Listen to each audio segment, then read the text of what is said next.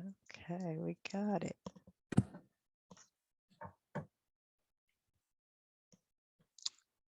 Hello, hello. Thank you for coming on into the room. We're excited that you are here to join us. I'm Sheila Savannah. I'm with Prevention Institute, and we will be getting started shortly. I've asked Zach Blunt to help me get us all in the groove and ready. Let's see, Zach, should we have them chat in the chat box? Put your name, where you're from, and maybe a word that you would want to offer as a little bit of poetry. I What? love that. I love those ideas. Yeah. Let's get to know each other a little bit better. What is your name? Where are you coming from? And yeah, I like that. It's a poetic word that's in your spirit. Yeah, that is true. We'll connect everybody that way. Excellent.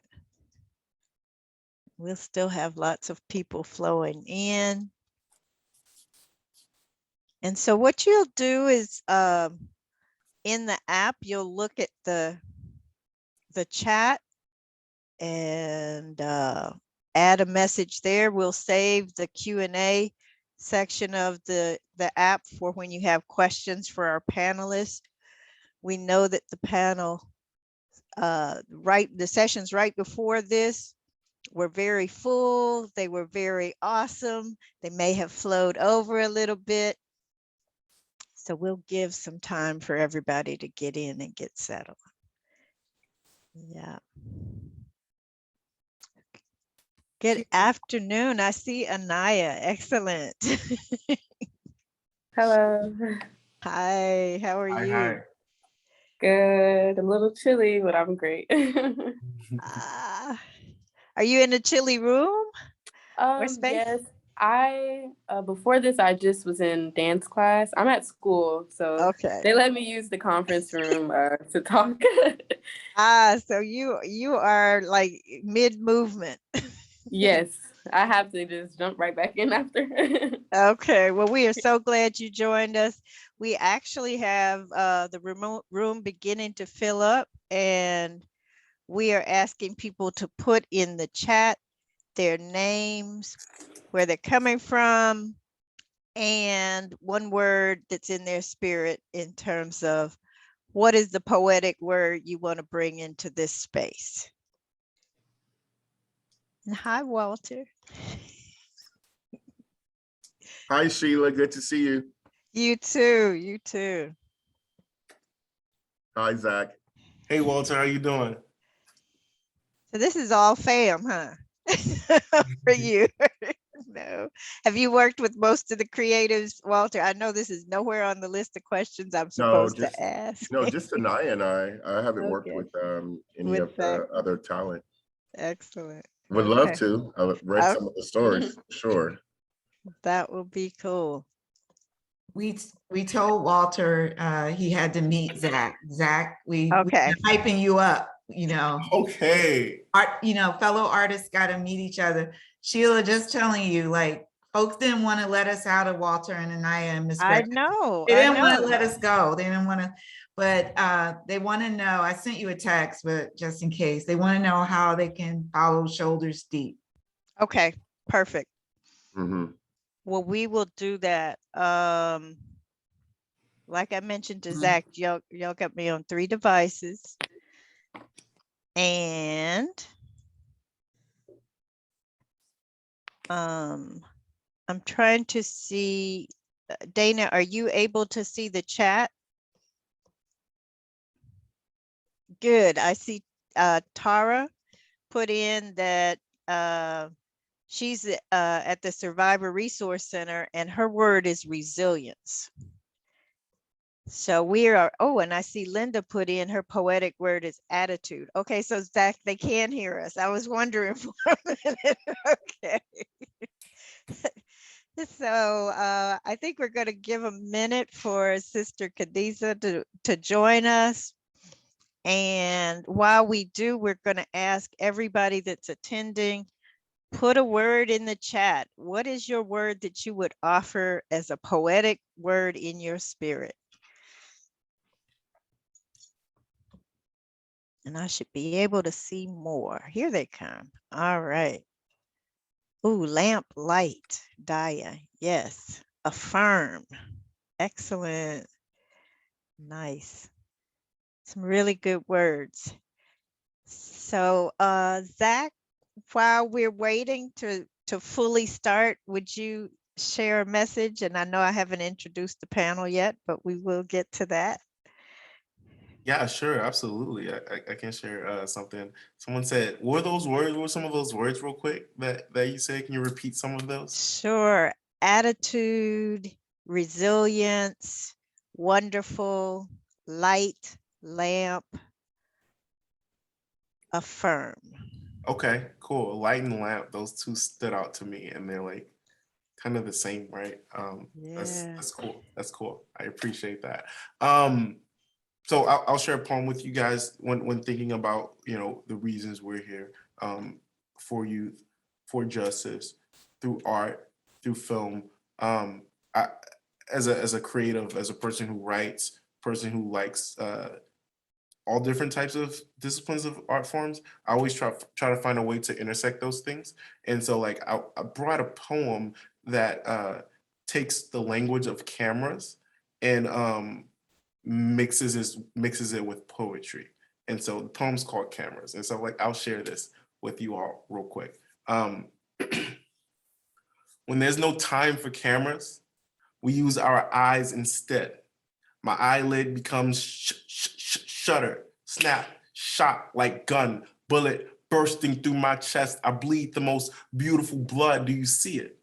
The way I pour out my heart for everyone I have ever loved, for everyone you have ever loved, there is a memory in which love exists. Did you capture the moment? Did you freeze the frame? Is your frame in focus? Don't focus on the negative, focus on what's relative. Focus on the people that will see you as a relative. I see you. I see all of you in this moment. And this moment is love, a highlight reel. It'll be gone in 60 seconds, but don't worry, I got more film to burn, meaning I got more life to live, more love to give, more time to kill, and still I'll be here breathing. They tried to give me a reason not to when I told them not today. I told them death can wait. I told them we gonna wait right here in this moment. In this moment, I know I am loved and I know you are too. And I know how it feels to think love isn't real, but I know it exists because love is what heals a broken heart. Mine has been mended more times than I can count, and I stopped keeping count for moments like this. For moments when vulnerability doesn't hold me hostage, for moments when your heart becomes a golden compass, for moments when love is all I need to find my way home. Moments like this, there is no time for cameras. We use our eyes instead. Did you capture the moment? Did you freeze the frame? Is your frame in focus? Can you hear me, or did I shudder? Thank you. Come on, spoken word. He Nice. said we gonna wait right here. I love that. I love that. I'm gonna be saying that all day, all day. All Thank you. day. Thank you. Well, I just want to welcome everybody. Young Minds Matter. I am Sheila Savannah with Prevention Institute. And above all, I have to say, I'm an artist. Above all else, I am one of those people that believe that not only art is something that's within everyone, but also as we find our inner artist, we find our inner healing. So as we go into a conversation around healing, around justice, around art, I am so pleased to bring this panel of creatives and to moderate a message around art and film in healing and justice in individuals, in families, and in communities. We're going to preview a quick film. I think a 2-minute clip is queued up that features Anaya and Walter's work, and we'll come back and do introductions.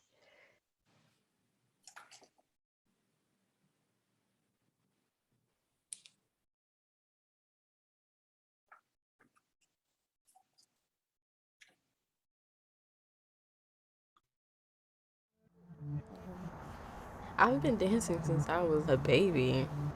When I was a kid, movement just meant happiness. Harvey provoking an unfolding flooding disaster in America's fourth largest city, Houston, Texas. Oh my God, y'all. Oh my God. Refinery city lights and pipes run along the Gulf Coast. The smoke boasts with sulfur air, it's a wonder anyone's able to take a breath. People were killed around here to make money, and people are still being killed by chemicals. It's not a plantation, it's a chemical plant. At a certain point, you have to get angry. Like you sitting there watching stuff happen to people in your community, that's betrayal. You're 17 years old. Stop putting yourself in positions as if you're grown and you're not or not. You got a lot going on to be so young. I think you should talk about your experience. I trust you, but we literally have 2 weeks to pull something together.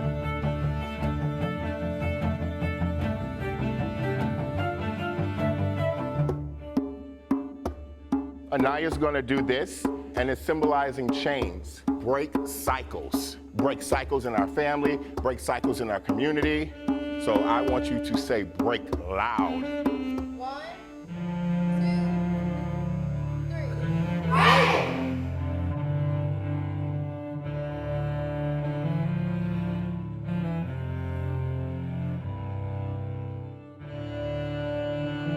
I've thought I hit rock bottom plenty of times. Who I am now is only the start of the potential I believe I have.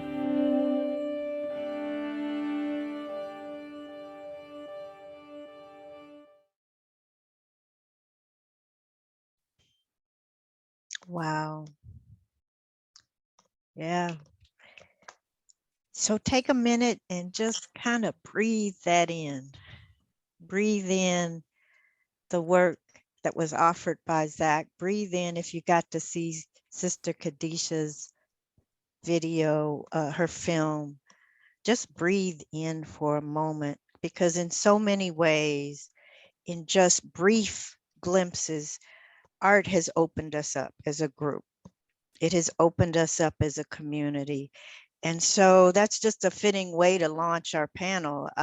You got to experience Anaya Wingate, a little glimpse into her. She's a radiant and talented African-American dancer and a college student whose riveting work in dance, storytelling, and film captures both the pain and perseverance in amazing ways. Walter Hull is her mentor and a passionate advocate for children and youth and the arts, and he is an innovator of successful programs in mentoring models that build assets, break generational cycles, and empower children and parents. As a creative team, Anaya and Walter describe themselves as intergenerational storytellers and collaborators. Together, they have created films Shoulders Deep and Raising Anaya, a feature documentary about exposing the environmental injustices of the Gulf region of Louisiana and Texas. Zach Blunt, that you got to hear as you entered the room, is a spoken word artist here in Houston and a lifetime learner that holds authenticity as his highest standard. Using generosity, empathy, compassion, gratitude, and love as artistic tools applied to narrative canvas. Zach's dynamic work is described as a breath of fresh air that fills the spirits of those who don't feel as deeply as they once did. Some of you who got to attend the workshop just prior got to see a glimpse of the brilliance and film messaging of Sister Kadisha Muhammad. She's a student at the University of Houston. She has also started her own virtual assistant business where she works to remove the tasks from the plates of other entrepreneurs. You talk about opening doors.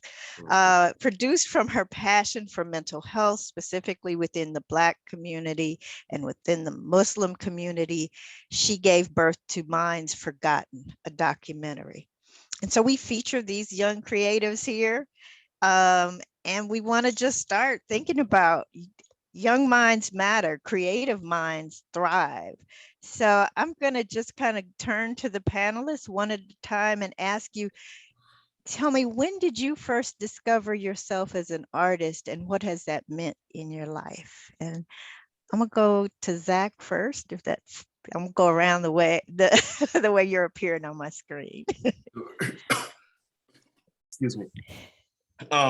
Yeah, so when I first discovered, I love telling the story. I tell it often because like I kind of see it as like my origin story, right? And so basically when I was like 7 or so, I'm one of 5 children. At the time it was 4 of us.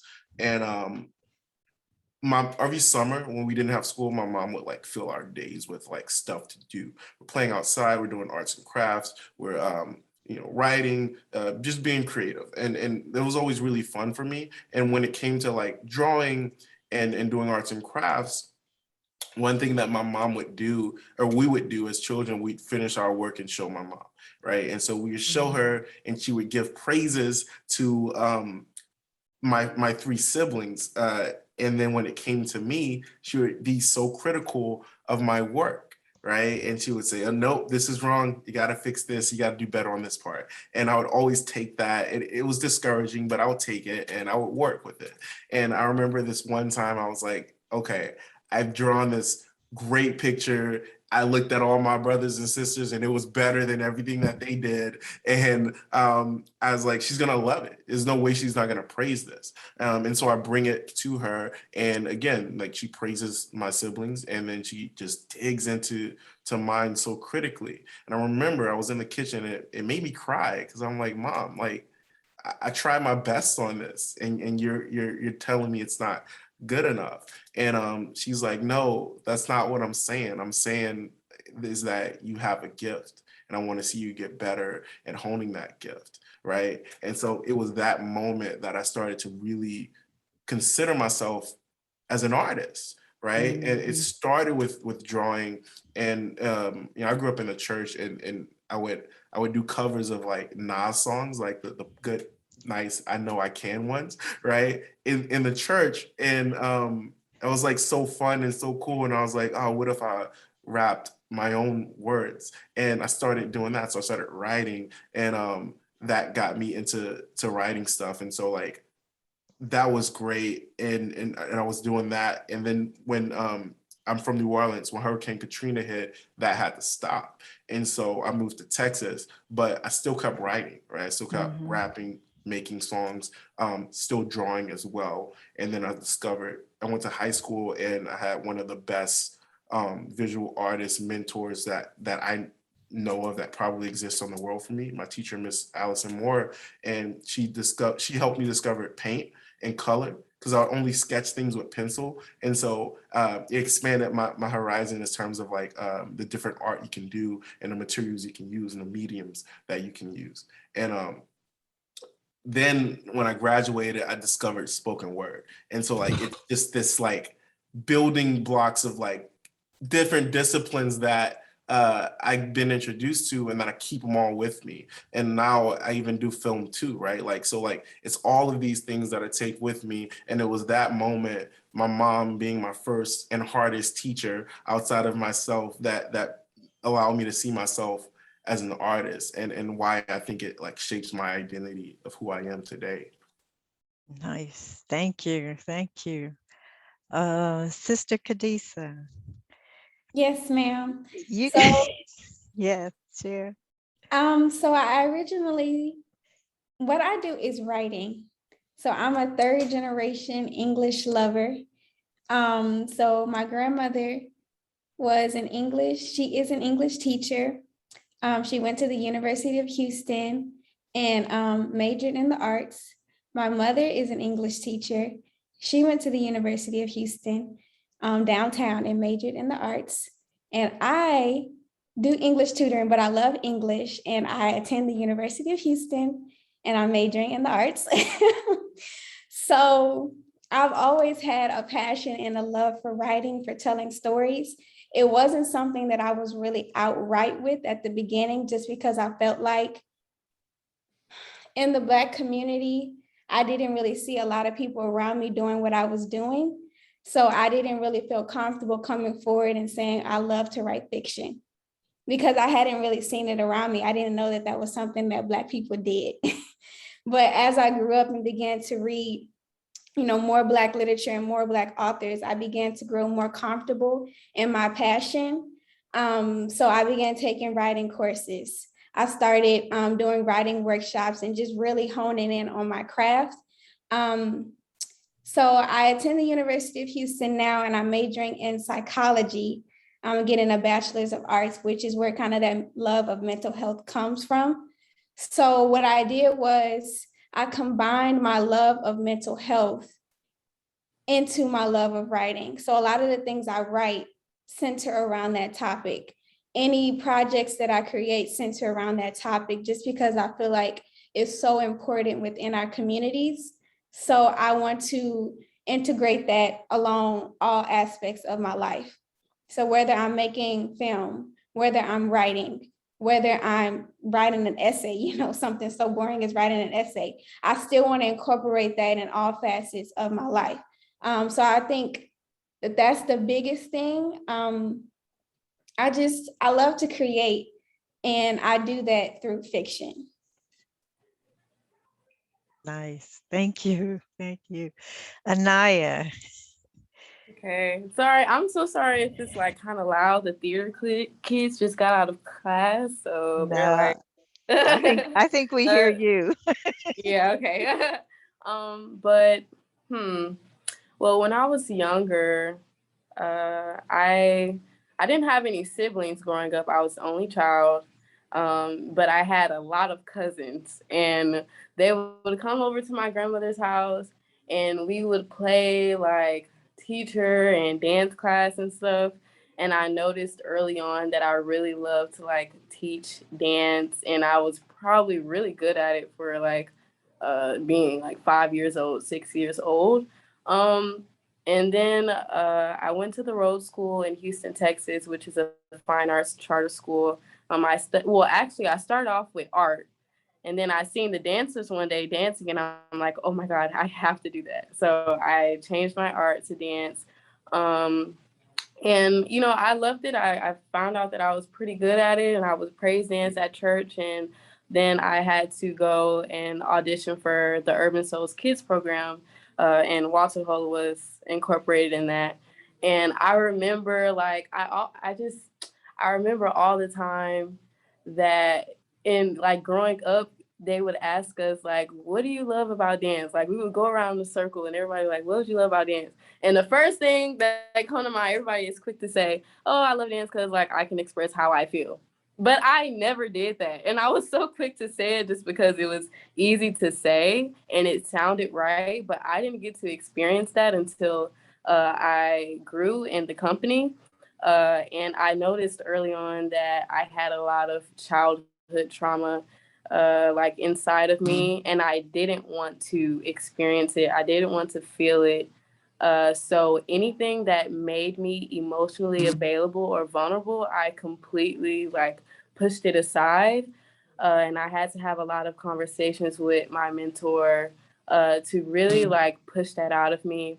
And it challenged me as a person, but eventually the more and more I let go and the more I learned that as dancers, we really can dance how we feel and move how we feel. And I got to learn that not only can I dance about how I feel, but I can dance about how the people in my community feel.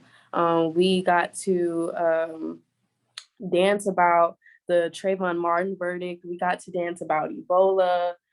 Starting off really early on, I remember being in sixth grade, 12 years old, thinking that I've never done dance classes like this. I didn't really understand, but 19 now, looking back at it, I do understand, and I get why we had to have all those conversations, because as artists, with dance specifically, we have a responsibility, to connect with the people in our, oh my God, my class email is going crazy. But to connect with the people around us, connect with our family, and talk about it through our moves. So yeah, it really started with Urban Souls and Walter. So that's how I found my artistry, which is kind of weird, but it's so true. Very true. So Walter, I want you to introduce yourself, but also tag on what is it like to unlock the artist in young people? Oh, wow. Hello, everybody. I'm Walter Hull. I'm a choreographer, environmental film specialist, and I'm just an enthusiast of young people. And when I think of unlocking, I think of exactly what Anaya said, which is creating a space for young people to be vulnerable. You know, a lot of times with young people, no one asks them, how you doing? You know, and so creating a space for them every time you see them to ask that question really builds their self-esteem. It makes them understand that they're not alone. You know, even if they can't talk to their parents about this, they have an adult that they can trust. But also looking at each other, you know, young people looking at each other and seeing each other vulnerable and being able to see people who have similar experiences and experiences that are different, that really creates community, or what I call a village. You know, so it's something I've been doing for about 20 years. And I just think it's part of the human development process, opening up the part of them that they're afraid that will be judged, and just truly accept that their natural expression is their truest form of closeness to source, God, whatever you believe. And that is who they are, not what they think in their brain, but what they feel in their heart. Okay, so we're all going to snap on that, you know, because really it is so much of what you said is powerful, you know, the giving space to be vulnerable and asking the question, how you doing? And then also giving space for that to be answered in different ways. And yeah, our environments move so fast and are filled with so much. I want to thank all of you for just pausing to listen to yourself and to share that with us and with the community. I want to talk to you all about accelerating social justice. Mhm. And just kind of how do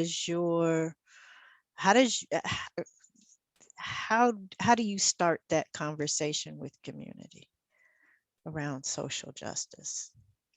And I'll go to anybody that wants to start it, and then I'll have you kick it to the next person.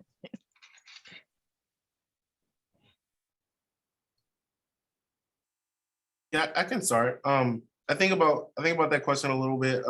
Like, how do you accelerate social justice? And I think that it's a paradox, right? It's really like conflicting with itself, because on one end you say you want to, or I believe in my heart that part of that is agitating and pushing the fringes of what it means to exist, and how that's in conflict with the backlash that it creates. Now that pendulum constantly swings really far into the other direction, right? And so part of me says that's not the answer, but part of me knows that that's so necessary, right? And then there is the other work that people do, particularly the work that I try to do in building bridges with communities outside of my own. And how do I become that middleman? How do I become the person who listens, right? And allow them to feel heard, and then say, yeah, but listen to this, and bring the experiences of my people and the communities that I represent into these particularly white spaces that I operate in a lot.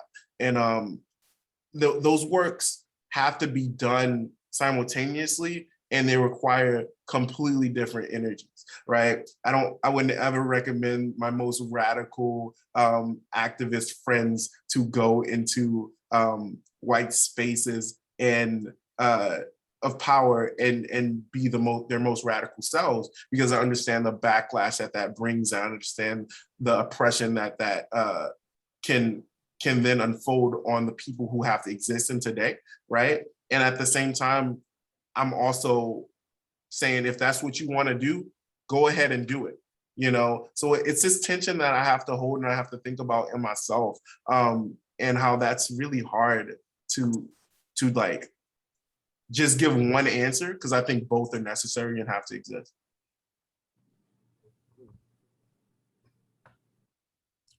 Thank you. I can add on to that. When I think about accelerating social justice, I think about the young people. I think about the 3 beautiful young people that I'm on the panel with, you know, passing it back to them, but also doing prevention work. I work for an organization that specializes in prevention work, and it has to be the foundation of youth development, of working with young people. Young people need to learn at a very young age how to identify, how to reflect, and then how to respond. You know, so it's great when you see people do it in their 30s and their 20s, but what about the 6 and 7 and 8-year-old and the 12-year-old that got questions and want to know how they can get involved and what they can do? And we know that there is no justice without healing. So being able to work in real time and understanding that trauma is always going to be present, and we have to be aware that trauma is present, and then teach young people how to move through that, because the heaviness of being an activist can be so lonely. And we want to make sure that we're creating villages. And I think that village start with making sure that we have programming for young people so they can develop these organizing skills, and not only develop the skills, but also understand about mental health and self-care so they can be in this fight for the long time.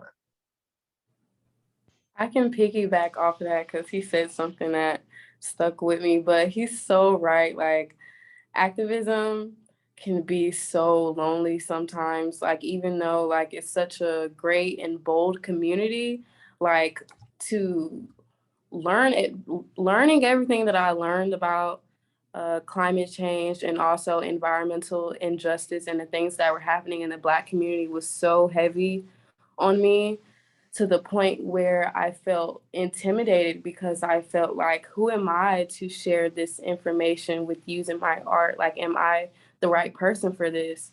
And I, went through a lot of mental health issues. Like, I got so depressed because I was also in like high school, and I had to like see my friends every day who are not having these sort of conversations. So for me, accelerating social justice would to just be starting off with having conversations with other young people in my community. Because I say all the time that before I met my director, John, with Raising Anaya, I did not ever hear the term environmental injustice ever in my life. I never heard it in science class. We were not having those conversations. Like, we were talking about the pizza at lunch every day. Like, we were not having any conversations about social justice. And a lot of times we weren't having those conversations because the hope was just, I felt like, wringed out of us as young people. Like, literally, like, it was so much going on, especially during election time. And it was just, I don't know. And I feel like young people these days in this generation, we have so much pressure on us to have things figured out. And just like how I felt like, who am I to have a say so in this? Like, I'm nothing like my ancestors. I'm nothing like Martin Luther King and Malcolm X. Like, can I advocate? Is that me? Like, do I deserve that title? For a long time, people would introduce me as a youth advocate, and I did not claim myself as that. But honestly, I feel like all of us are advocates. And all it takes is having a conversation and to agree on the trauma that we experience as a community. Like, during high school, I would have protests and stuff like that. And a lot of times I felt like I was not supported by the staff and administration of my high school, but I was always supported by my peers. And all it took was sometimes an Instagram post or just going up to them in class and asking them, like, hey, how do you feel about this certain topic? Like, do you agree with this or do you disagree? And most of the time we would have the same sort of ideas. And it was so surprising sometimes that how easy it was for us to come together as young people and to get things done and to demand things. Eventually it became seamless almost. So it was really nice growing with the relationship I built with my peers in high school. And now that I see here, I'm in college now, so it's a lot different, and I'm around a lot of older people but it's also still the same sometimes. And I find that a lot of times it just takes a conversation to be had, addressing it and, meeting it at its head, if that makes sense. It I would does. add, Yeah. I think activism starts within our own communities. A lot of times we think activism means that you have to be on the front lines of a protest, in a line of police officers face yelling and pointing your finger. But I don't think that that's the start of activism. I think it's first within yourself and then within your own community. I think we have to change our viewpoint on ourselves. We look at ourselves from this white supremacist idea, and we view ourselves as just oppressed people. So it reflects in our art. Everything we do is tied to slavery. Everything we do is tied to the oppression and racism in Black America. But wouldn't it be nice just to see a movie, a show, a song, a poem about just Black life, about life in general? You will see a lot of artists talking today about how they have a no Black trauma rule, where they won't act in a movie, they won't act in a show that specifically focuses on the trauma of Black people. And I think that that's an excellent rule. And I think that that's something that we should all begin to adapt to, because so often we portray ourselves as just this oppressed people. We only want to tell our stories as it relates to racism. We only want to tell our stories as it relates to oppression. But what about all the other things that we have to say? What about all the other things and beautiful aspects of Black life, the beautiful aspects of our culture? Why can't we just share that with the world?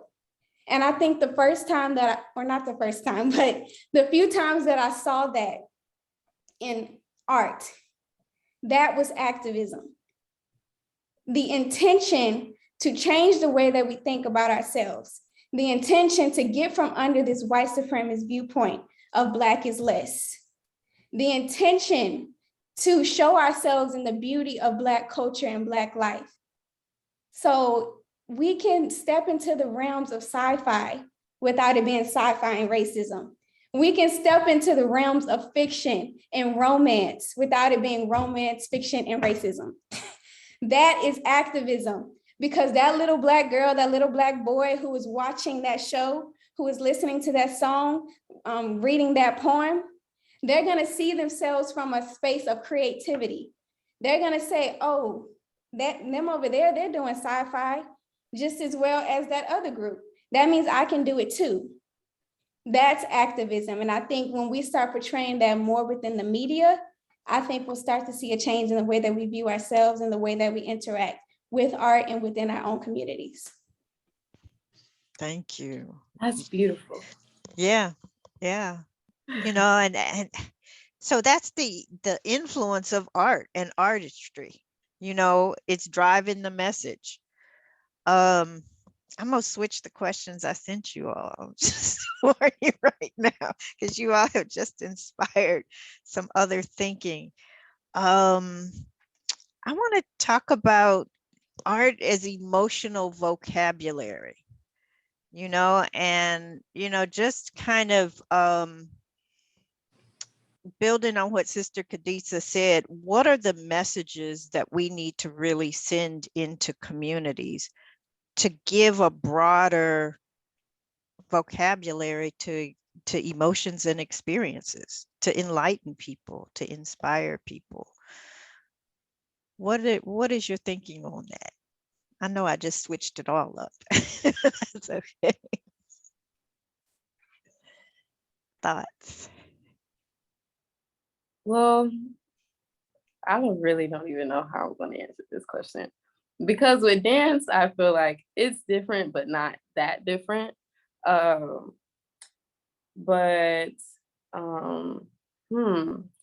mean, honestly, like, I remember like early on when I would go to practices with Urban Souls, and I started to learn gestural movement, and Walter would give us a specific word. Usually it would be like an action or like a feeling. And he would be like, how describe to me or show me how would you move with the word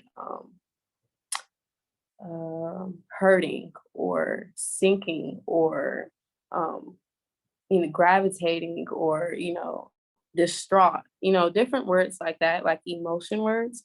And it was always like challenging for me because like I said, I was not very emotionally available during that time. I did not want to connect to that at all.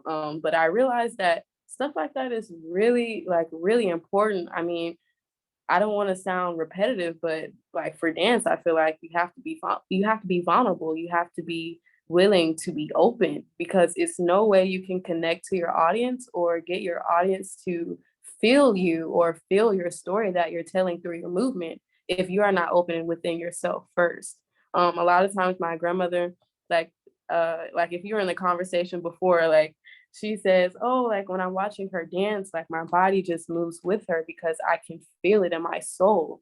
And, I had to do a lot of soul searching. With dance, you have to find it within your soul first. When we were working on Reclaiming the Earth, the short film that we did with Climate Woke, I really had to like sit down with myself, and Walter had to tell me plenty of times, like, you need to grow in that area. You need to call on your ancestors and see how they make you move. And he had to honestly give me a lot of imagery, but a lot of it just took me like just sitting down with myself and having to remind myself that I can be vulnerable. Like it is okay to feel.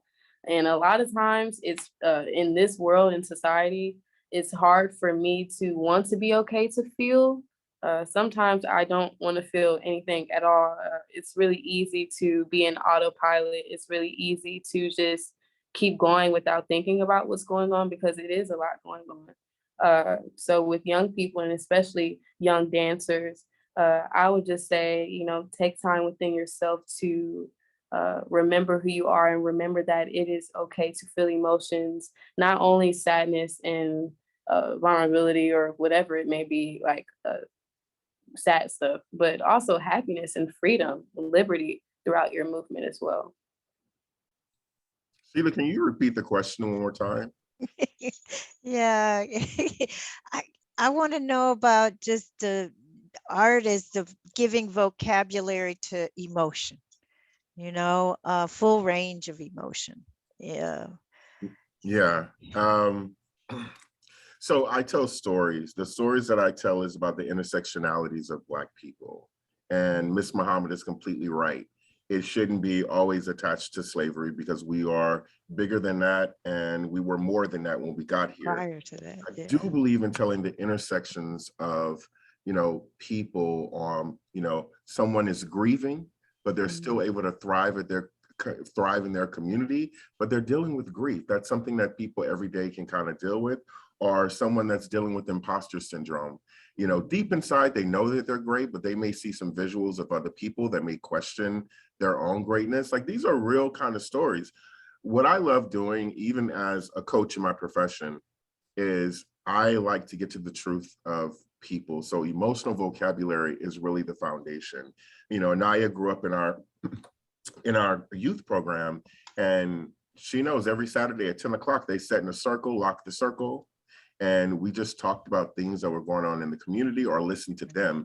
And for me, what I was doing is I was building their emotional vocabulary and their emotional response to things and doing it in a context that they felt safe to really explore. So when I'm creating art, I'm a feeler.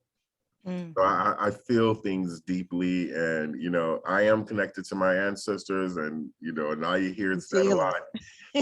I feel everything, and so, but one of the things I do with feeling is I have to protect that as well too, because if I'm connected to my ancestors, I can feel all of them, but there are certain stuff that I can't take in that I don't need to take in, so just being conscious of whatever the story is and having an authentic connection to that story.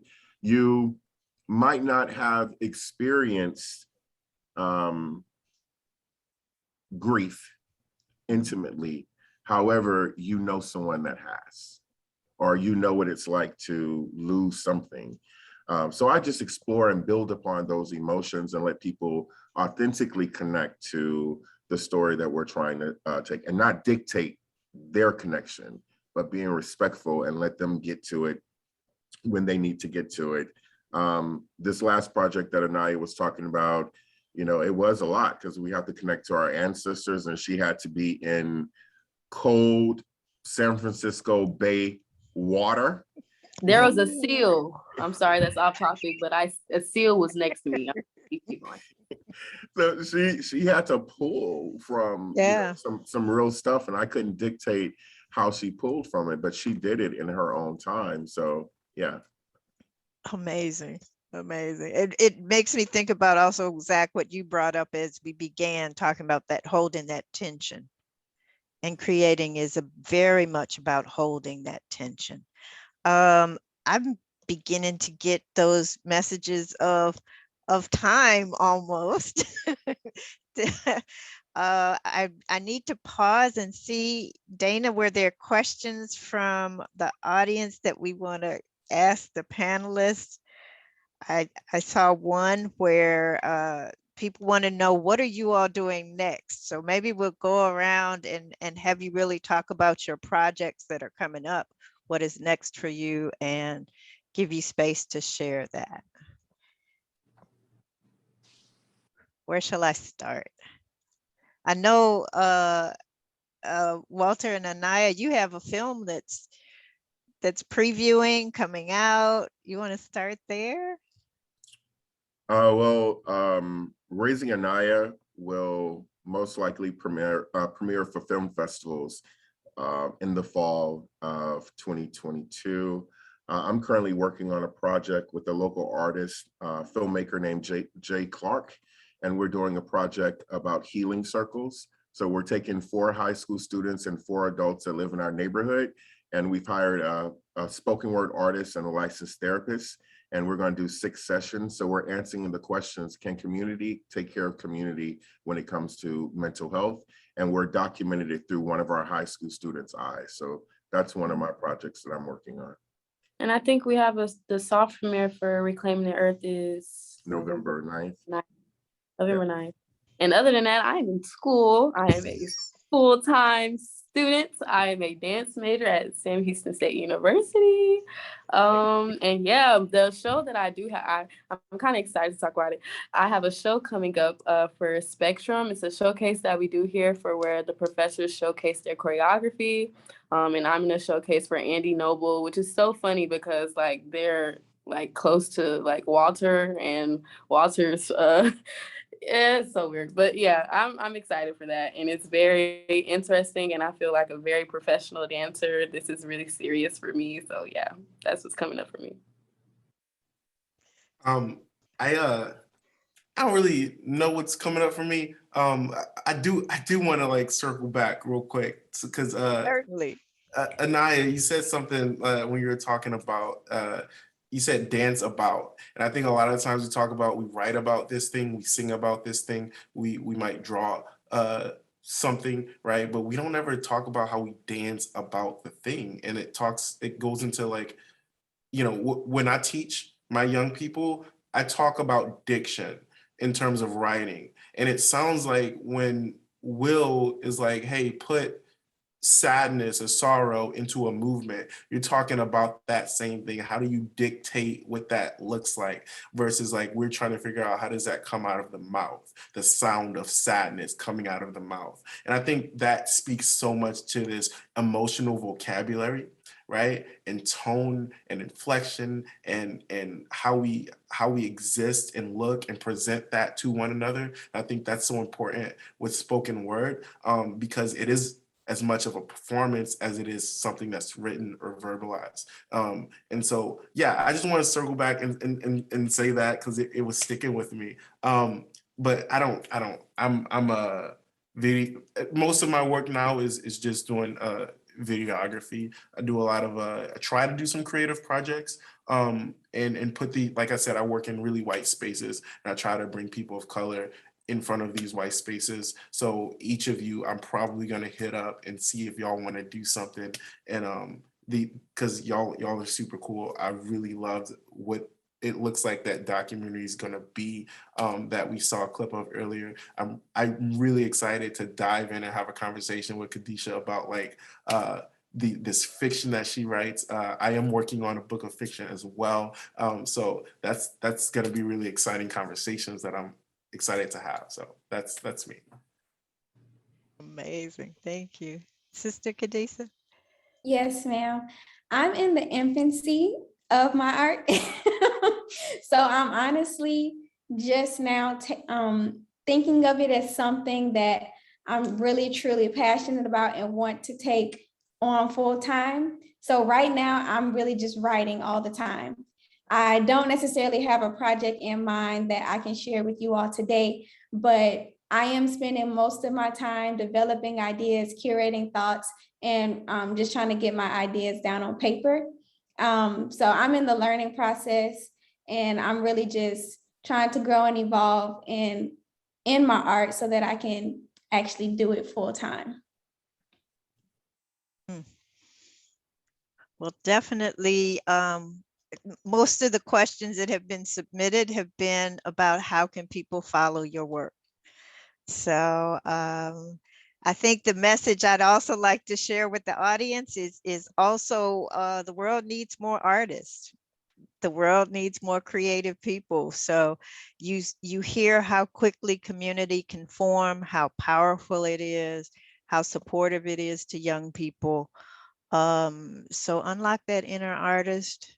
Come join this community of creative people that are finding different ways to inspire. And I am supposed to read some messages. I want to, in addition to like humbly thanking all of you, our panelists, I want to encourage everybody to go back and follow the link so that you can see more of the films. If you missed Sister Khadisha's film, it's going to be here on the Whova platform. Information on the films that Walter and Anaya are doing, how to connect with Zach. That will be all part of the information that we'll continue to curate here. There are also resources on art and health that are part of our resource section. Some really interesting work around art and public health and how the arts really can fuel community healing, community development. Please complete the session survey that I think someone from our team is about to put in the chat. You know, we always want to get stronger. I think about what Zach said, you know, his mom kept critiquing his work, but it's because she wanted you to grow strong, and we want to grow stronger in the work that we're offering you and the learnings and the messages. So please give us feedback on the survey, both on this session and on the conference as a whole. And for those of you that are receiving CEUs, make sure that you complete the required forms. Those are also in the chat. Next on our agenda are a wonderful set of workshops. I think we have a quick break in between, and I hope you'll join us back in our next session. We have another session on stories. So thank you for being with us, and thank you for being who you are and offering it to the world. We appreciate it. Thank you, everyone. Thank you. Take care.